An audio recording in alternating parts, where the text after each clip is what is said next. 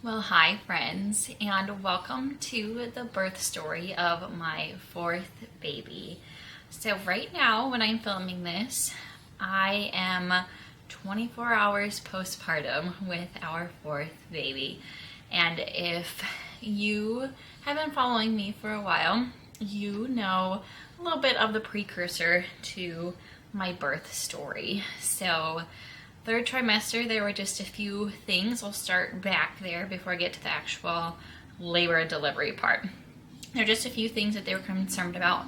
I had poly, is what they call it for short, polyhydramnios, and that just means there's excess amniotic fluid. So I was monitored with some BPPs, and so ultrasounds every week for like the past 5 weeks of pregnancy, and then my midwife appointment. So I was doing midwifery care, and I was hoping for a home birth. So our third baby was a home birth. My first and second were both hospital births. One was induced, the first one, and the second one was an all-natural labor. They all were beautiful in their own ways, but I was wanting another natural home birth if possible. So things like home births with having some higher risks, which this one wasn't really severe higher risk, sometimes take home births off the table.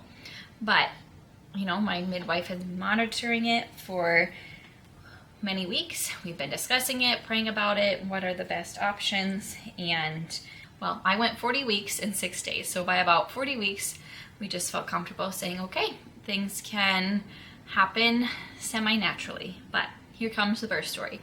So I think the theme of this whole labor, this whole birth, this whole pregnancy, honestly, was trust and don't rush. So we did a natural induction of the midwife cocktail at 40 weeks and 4 days. So a midwife cocktail is just a way to naturally induce labor and get things going. So this was on a Thursday. And on that Thursday, I took the cocktail at, I want to say 8 in the morning. And about 1 o'clock, I had some labor going. So I had some contractions. They were honestly, if I stayed standing and moving, I would go for walks, move around. They were 2 minutes apart, and I could still talk through them, but they weren't like where I had to stop and breathe and really focus on them. And so I told my midwife things were moving along, and her nurse came down because we were hoping to do her home birth, and they just never did intensify. So she checked, I was only at a 2, and then they decided to go home, which was best for them because if nothing was progressing, it was not worth them sticking around to just hang out, honestly. Unfortunately, when the evening came, everything stopped. And so labor completely stopped for a full day. Nothing happened. And I just trusted in the Lord and thought, all right, I'm going to wait on your timing. That induction obviously did not work. And so we're just going to take it day by day. And my midwife had talked that if nothing did happen within the next several days before I hit 41 weeks, we would progress from there and take my 41-week appointment and have another ultrasound and see how things were looking. So the one thing that we wanted to do to be able to have this baby at home, and why, was because my midwife, who has actually been with me for all of my 4 babies, was leaving on vacation. So that was part of the reason. And in my mind, I just felt like, all right, this is God's timing. I get to have a home birth. My midwife will deliver this baby, and it'll all work after I take that cocktail. And obviously, God had different ideas in when to have this baby come. So Friday came around, my midwife left town for her vacation, and other people were on call up at the birthing suite. So I knew once that Thursday was over, a home birth then was out of the question. So I would have to go 45-minute drive to our birthing center or birthing suite, whatever you want to call it. And another midwife would deliver my baby, which I was sad about because I really love my midwife that I personally have, and we connect well. She knows my labors and my pregnancies, and she just does. She and I connect well with that. But that is not what God had intended. Anyways, Friday was just a lovely day at home with family. My mom had come to stay with the kiddos for Thursday and left Friday then because nothing was happening. So Saturday morning I woke up.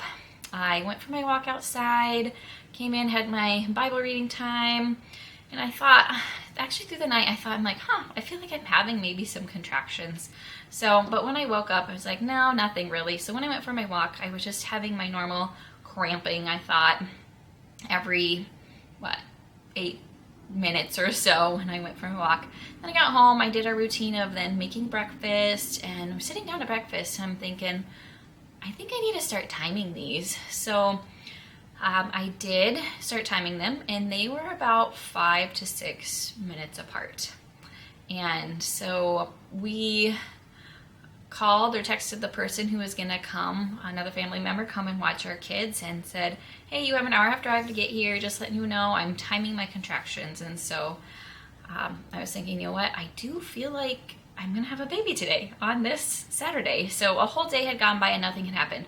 I should mention, on that Friday, I still tried to naturally induce labor. I went and got labor-inducing acupuncture. So I've never done any of these remedies before because my babies, we just usually let come on their own, except for the first one when I was in the hospital and she had to be induced, and then the whole rigmarole happened with that one. But the other two, I usually go 41 weeks and several days with my babies. That is my gestation period. I just typically have a longer gestation period. My menstrual cycle is a little bit longer. So like 40 weeks is really not technically my due date. If you have a longer menstrual cycle, you typically probably go a little bit longer. That's just how my body works. So the two that I let go naturally, one was 11 days overdue and one was 9 days. So I was just thinking, I really feel like I would be content even with the potential excess amniotic fluid going 41 days. But like I said, that Saturday then, I was 40 weeks and 6 days. I had those 5 to 6 minute contractions for about an hour. And I thought, all right, I'm just gonna do my homemaking. My husband's home. It's the weekend. I'm gonna can some pickles. I'm gonna feed my sourdough and make some bread later that day. So I got my sourdough fed, and I'm still timing these contractions, and I'm getting my pickles cut. I've got my brine going, and I'm having to stop and breathe through these contractions. And I'm thinking, I gotta get these pickles done. And my husband was, I think he noticed when I said, oh, I think they're getting closer together. And for some reason in my mind, I'm like, no, I gotta finish my homemaking test. I gotta finish these pickles. And I think he noticed too, I was stopping and like leaning on the counter to breathe through my contractions. And he's like, Davey, we got 45-minute drive to get to the birthing center. So he was loading up the vehicle with our bags, and my sister, who was gonna come watch our kids, was not even left yet. And so he called someone else. Thankfully, a high school was available to come and watch our kids. And I don't know why, in my mind, I'm just like, no, we got time. I labored at home with my other ones, and it just didn't progress. And then I was just like, I need to sit on my yoga ball, my pregnancy ball, and breathe through these contractions. And my kids were just, they were concerned because they hadn't seen me labor intensely before, especially the tender-hearted 4-year-old. She was like, you okay, Mom? I'm like, yeah, I'm working hard. It's not bad, and the pain is okay, but just gotta let me breathe through these on this ball.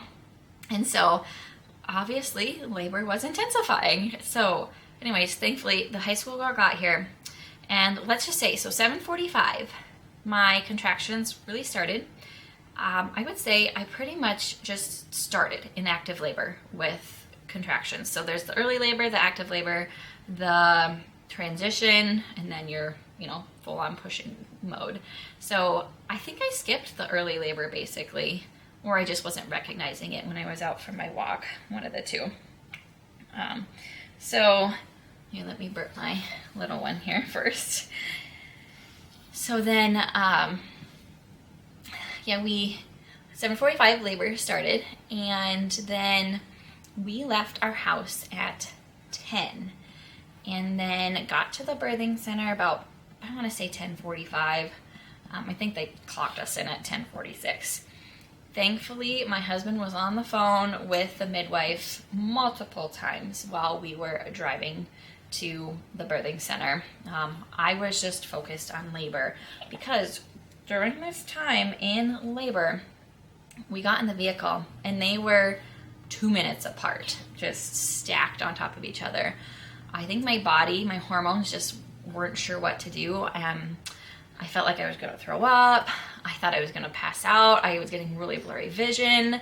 My legs would not stop shaking. I just was really breathing through my contractions. And my husband's just focused on driving, but saying, what can I do to help you? And I'm just like, I'm just going to get through these contractions. He was speeding because he did not want to have to deliver a baby in the vehicle, because when he talked to the midwife, she knew and he knew that there's a possibility I may have to deliver in this vehicle if we didn't get there fast enough. So thankfully I never did pass out, because that wouldn't have been good. I didn't vomit, thankfully. When we got to the birthing center, it was, like I said, 10:45. We got in, they wheeled me in a wheelchair because I just could not walk when they were stacked on top of each other.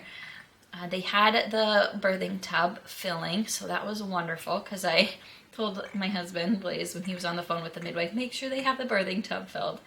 I immediately got in there. Even if it was going to slow down labor, I knew I needed to warm my body up. I was chilled for like 2 hours that morning. I just could not warm up. And I think it's just because my body went into labor so quickly. It was such a rapid change from almost nothing to active labor. And so I needed to warm up. My fingers were numb. I couldn't feel my fingers. And I was just like, I need to get my feeling back in my body. I need to warm up. So stripped down, got into the birthing tub, and just labored in there for a while. And they were checking the baby's heart rate. And she was quite concerned for a while, even with contractions were 1.5, 2 minutes apart that whole time. And so she checked the baby's heart rate, and it was 180 for quite a while. And found out after delivery and everything that they don't really like it to go past 160. At that point, sometimes there's options of transferring, but she did check to see how far I was dilated, and thankfully it was a 9 already when we got there. So she said, we gotta either deliver this baby now, or that's basically your option, deliver this baby. And I had told her what my personal midwife had said was that if my water usually doesn't ever fully break. And so if you break the water, and with having extra amniotic fluid, it's gonna move really fast. So she used like a pinprick break and broke my water. I tried to actually get the head down a little bit further first while I was in the birthing pool. Did some squats in the tub, which was not super enjoyable. Just did some squatting for 3 or 4 contractions. Breathe through those. Really had to just focus on those lower moans, because it was the transition time quickly. And so that helped, I think, ripen that cervix just a little bit more. So then she did use a little pinprick to let the water just trickle out. But by then, the water trickled. I was pushing. It was go time. And so as soon as the water broke, I was pushing.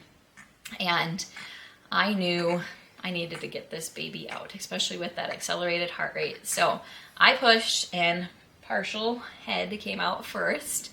And I wanted to keep pushing, but they said, wait, you need to wait for another contraction.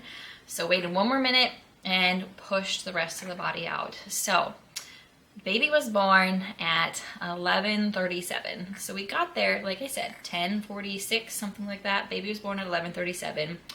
None too soon to get to the birthing center. We were there for 50 minutes maybe before baby came, and it was just perfect timing.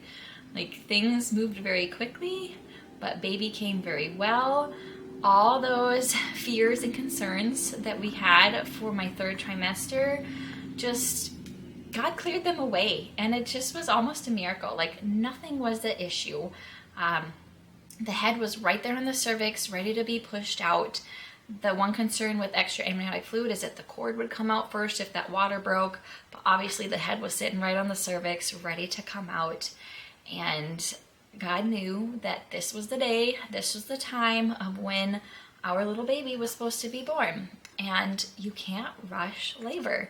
You just let your body do what it's supposed to do.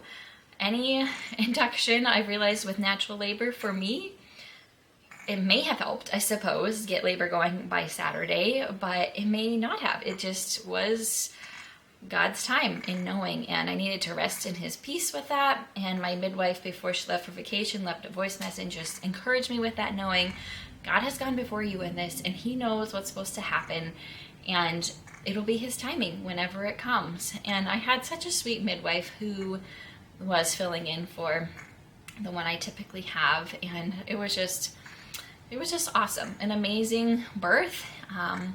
He came out, our little boy, came out very well, and it was just a beautiful time.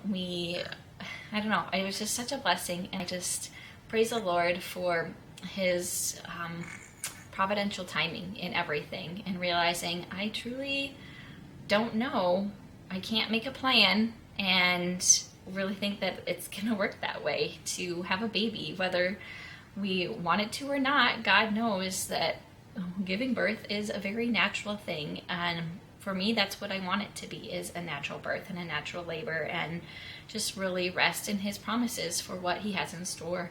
And him clearing away all those concerns that were in the third trimester was just such a miracle and a praise. And everything went so smoothly. Cool thing, his cord was twice as long as a typical cord, so I could have lifted him above my head and still had extra cord. And it also had a true knot in it, so if you don't know what a true knot is, like, you can slide it up and down the rest of the cord, but everything still flows through it. So it was really neat to kind of see that. So I got to put him on my chest right away. We did check to make sure what gender it was, because we didn't know. So our little boy, he's snoring a little bit on me right now, Emmett Valor Killian, was born at 11:47 on a Saturday. Very quickly. Labor was not too hard. Things moved very smoothly. I didn't tear at all. I have not torn in any of my births.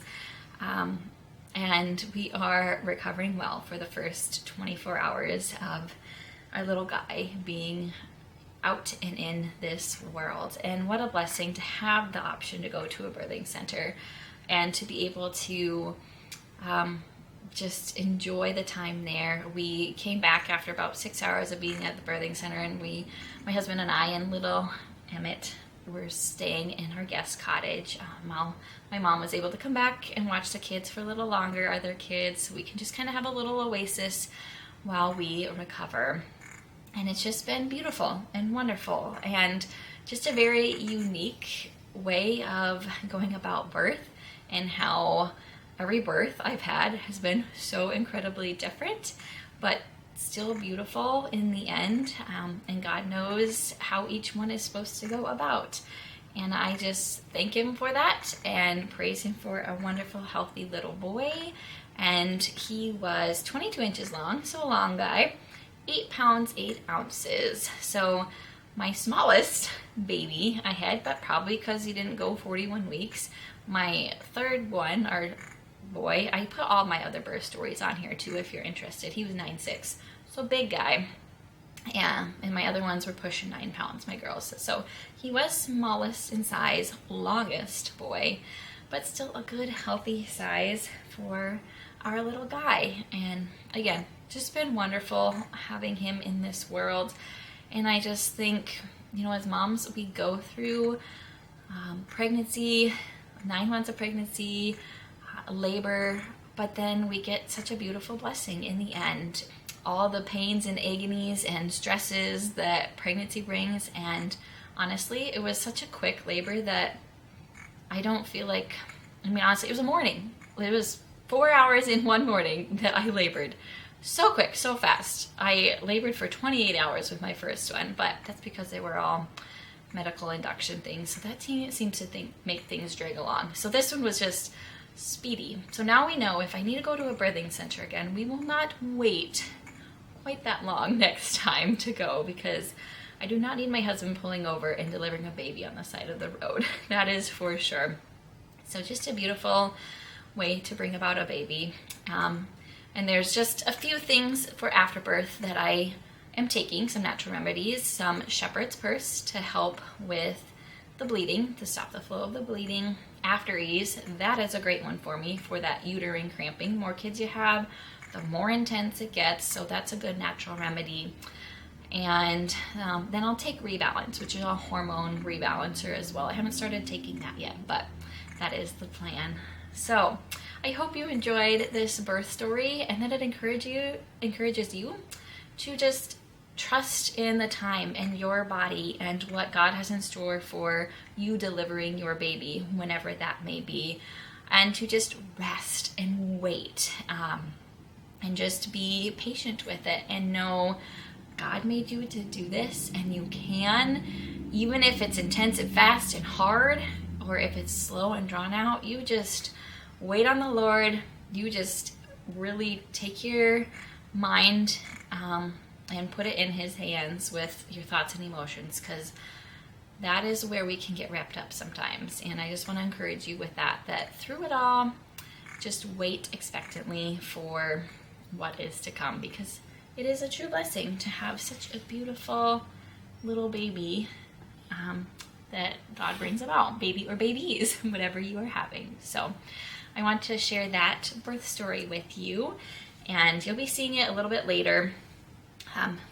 It'll actually be like a week and a half postpartum by the time you see this video, because I planned one ahead of this before, where I'm still pregnant. But blessings to you all, and if you're expecting, pray for a wonderful delivery, however you decide to deliver, hospital, an induction, home birth, a birthing center birth, whatever it is that you have decided to do. Just be present, and just wait on the Lord in His timing, and know He has blessed you with a beautiful baby or babies in the end. All right, have a blessed and wonderful day, friends.